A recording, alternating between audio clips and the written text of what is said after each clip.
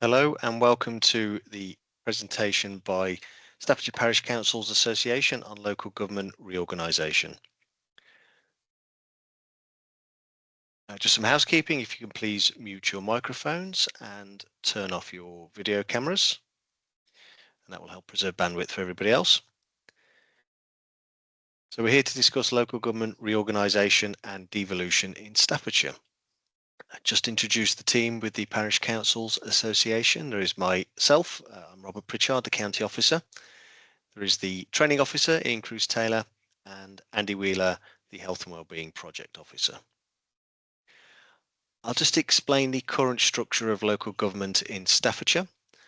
In Staffordshire, we currently have one county council and 8 district borough councils, 180 parish town councils and 1 city council in terms of Lichfield City Council.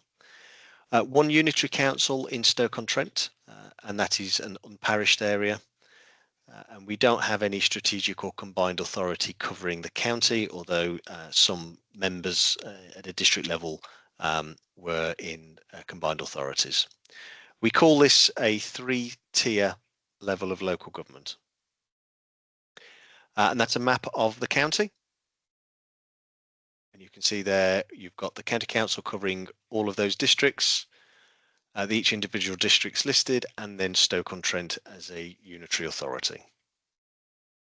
Just introduce what's happening in reorganisation. In December 2024, the government set out how they'd like to devolve powers from central government to local councils.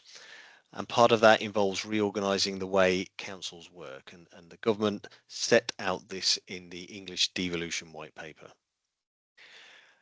In the paper, it says that unitary councils lead to better outcome from residents, save money that can be reinvested in services.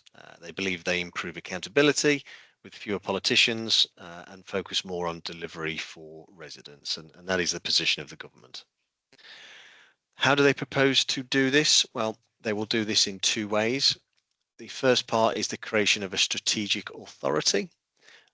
And they're looking to have populations of around 1.5 million people in these strategic authorities. And this will take on powers around transport, housing strategy, skills, health economy, those sorts of things. Those strategic authorities that have a mayor gain additional funding and powers to the point where it's not really worth doing it without. So very likely they will all have a mayor. And that mayor will also absorb the police, fire and crime commissioner roles. Think of these as the sort of Andy Burnham, Andy Street roles. At the same time, we'll also have the creation of unitary authorities, and this will see the abolition of the district and borough councils, the county council, and potentially, depending on the option chosen, Stoke-on-Trent City Council. And all of those councils could be replaced with 1 or more new unitary councils covering those areas.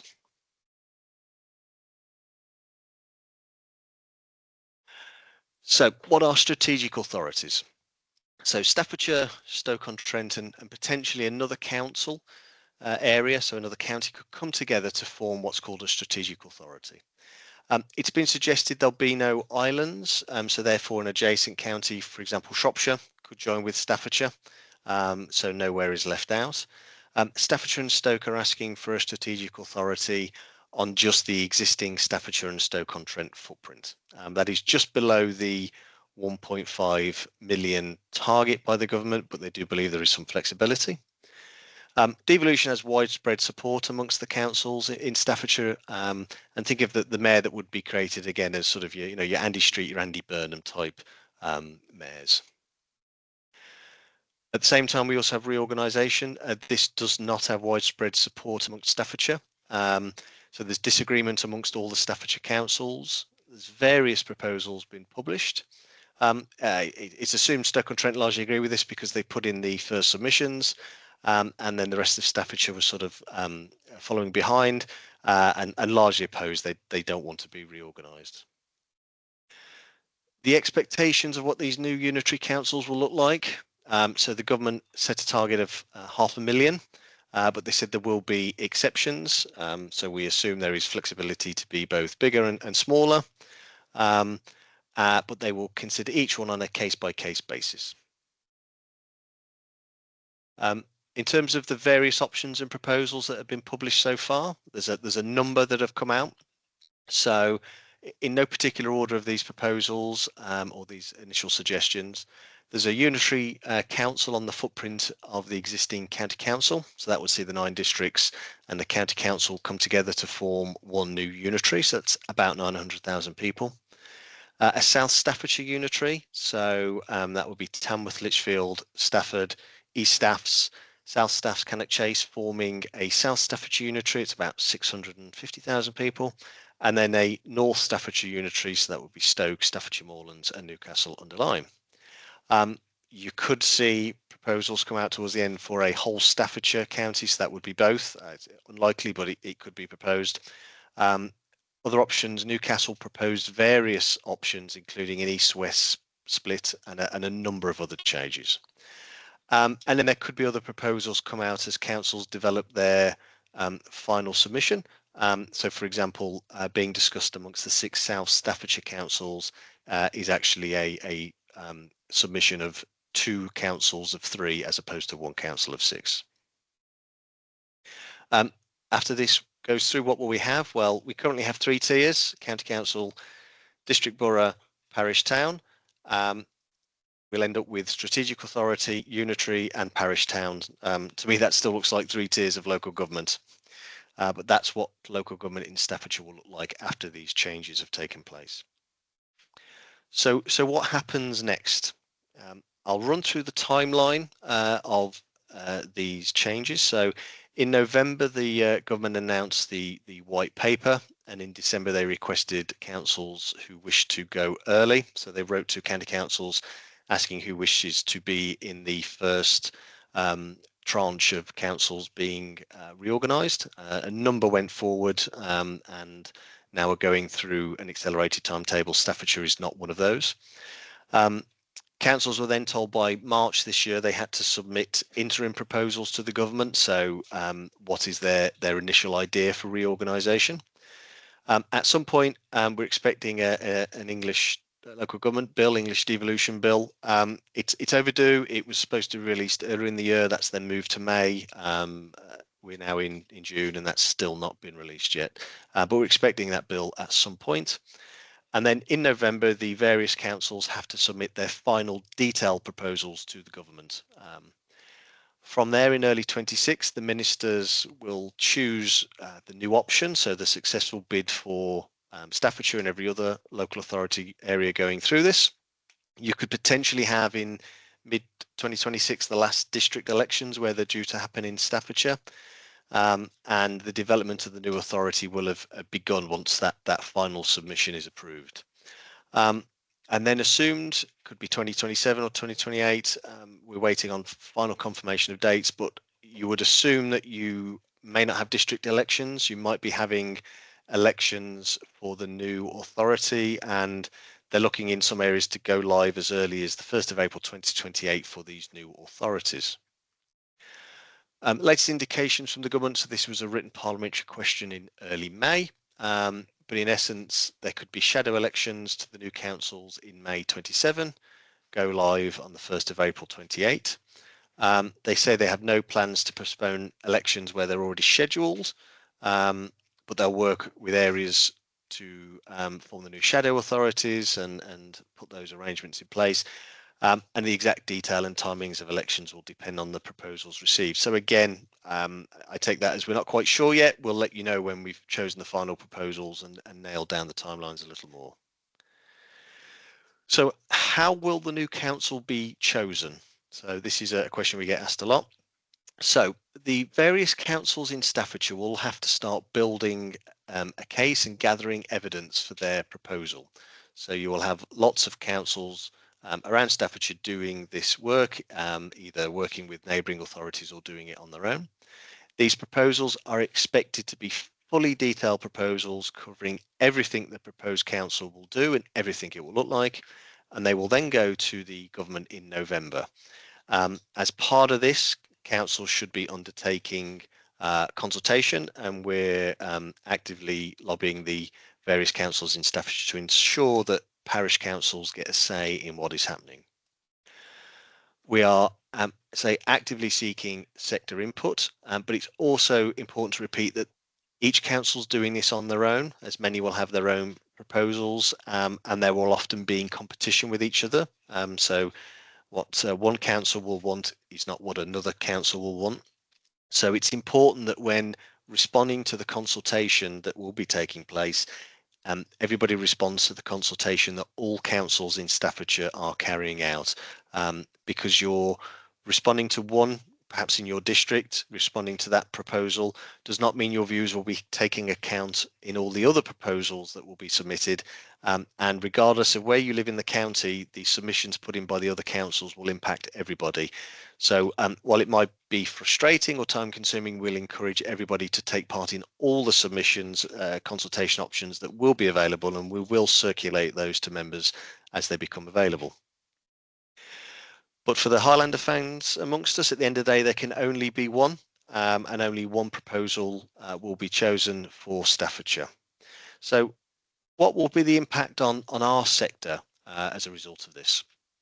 So sort of I've broken it down into opportunities, negatives, and the things you could do now. In terms of opportunities, it gives you the opportunity to take on assets like local parks, play areas, community centres, libraries, village halls, things in your community that are valued, that are best kept local, as it were, and under local control. It's time to perhaps have a chat with your district council and say, look, we could take this on, transfer it over to us as another local precepting authority, and we can take on that asset and run it and protect it for the community. There will be an increased interest in parish and town councils, particularly at election time. So normally, there's probably just short of 400 councillors around Staffordshire. With the creation of a unitary council, there will be a lot less councillors serving the county. It will be less than 99 potentially, depending on the size of the unitary. So what you could have is a lot of people who would normally be standing for district councils or county councils who are actively interested in politics will be shifting their attention to their local parish and town councils. That will be a positive for many councils where they're really struggling to fill vacancies. So that will hopefully help the sector, but also again, it may bring party politics into councils that currently don't have that. But hopefully it will see councils being able to fill all their seats. And parish councils and town councils will have a much higher profile in their community. As everybody will know, the council is town name followed by council wherever you are. So everybody just sort of thinks all the services are delivered by whichever town they're in, that council. And that's not often the case. We have different layers of local government delivering different public services. But people will now be looking to whatever is the most local council or the highest profile local council. It's going to be parish and town councils in their areas. So expect more interest and a higher profile in your community. There's going to be a big gap between yourself and a unitary. People are going to be looking your way. In terms of negatives, well, just on the last point, it can be an increased workload or inquiries. People are going to be coming to parish and town councils with queries they would have gone to their district with. So expect to be fielding more of that. There's an awful lot of uncertainty. We don't know which option will be chosen from Staffordshire at the moment. We don't know how big this new council will be. We don't know the sort of services that will be transferred over and what will stay locally. So there's an awful lot of uncertainty for the sector at the moment. There will be a loss of external relationships. So many parish councils have an existing relationship, for example, with somebody in the planning department at the district, with a community highways manager at the county council, a particular environmental maintenance crew at the district or borough. There are established relationships where we know to go to a certain officer to get things done because that's how it's always been. They've been the people we go to. They're not going to be there anymore. Everybody will be working for a new council, potentially in slightly different roles, and so those relationships will be lost. And that also inevitably leads to a big disruption in the services by this authority because it's going to be spending a number of years building itself, understanding what it wants to do, and so as a result, there's going to be a huge amount of service disruption. What can you do now? So one thing we're encouraging everybody to do is have a neighbourhood plan. Many of the districts are in different positions in terms of their local plan. Some may, by the time they're abolished, not have an up-to-date local plan in place. But one thing you can do as a parish and town council is have a neighbourhood plan. That will be a planning document that will carry over to the new unitary authority, so at least you have some say in what's happening. If you're a small parish council, you're struggling, you're financially unviable, or you're really struggling to fill your vacancies, and next door hamlet or village parish councils in the same spot, you could potentially ask your district council to do a governance review and potentially say, look, if you merged us with the neighbour, between the two we've got a really good council. So that may be something that smaller councils want to reach out and ask for. Review your budgets and capacity, particularly if you're seeking to take on assets. If you're going to be taking on a village hall or a play area, you need to start putting in your budget money to maintain those, to save up for the maintenance and cover liabilities. And also you might find that you're just going to be having more things coming your way, so you need to make sure that your financial planning is robust and everything is in place. And training is essential. The role of parish councillors and town councillors in Staffordshire is going to change, whether we like it or not. The whole fabric of local government is going to change, and as a result, there's going to be more things coming our way. And we very much encourage people to come in and do training, so you are ready for what's coming our way. This has happened elsewhere in other parts of the country. So we have with us Ian Cruz-Taylor, who's a training officer, and he's also a clerk in Shropshire. So he's going to talk to us about his experiences of local government reorganisation in Shropshire, and hopefully give you an idea of what you can expect. And I'll just hand you over to Ian. Hi, everybody. Yeah, Shropshire went unitary in 2009, so some while ago, and I think it's fair to say that the effects of that are still being felt across the county. I am, as Robert said, currently a clerk with a council in Shropshire, but also a council in Telford, so I can compare and contrast the experience in those two unitary authorities. One being physically a very large area, largely rural, Shropshire County, and then Telford and Wrekin, which is based on the 5 towns developed largely from the Birmingham overspill. So these two unitaries don't have a lot in common. They are of different political colours. Shropshire recently became managed or run by the Liberal Democrats. Telford and Wrekin continues to be a Labour-led authority. Both have indicated no desire to combine, even though their joint population is around the 500,000 that the government indicated was their target for these new arrangements. What was obvious immediately was that the changeover, as Robert has suggested, led really to the loss of experienced officers and councillors. What we're experiencing at the moment is some interest from officers in the districts and boroughs who are keen to look at the possibilities of becoming officers at parish and town level. And that's interesting because I don't recall that happening in the Shropshire context. But the links between towns and parishes and the pre-existing councils were clearly broken, and in some cases have taken a very long time to re-emerge, because Shropshire's difficulties have continued, and partly because it's more distant than the districts would have been. We're left in a situation where knowing who is responsible for key services that cover the area that our parish has become even more difficult than it was previously. And officers, partly because also of the effect of COVID, are working from home and much less easy to contact, and the contact centre arrangements at both councils leave quite a lot to be desired. So not only is it difficult to contact anyone, that also means that the response time to queries from parishes gets longer. This has proved to be particularly so in relation to discretionary services.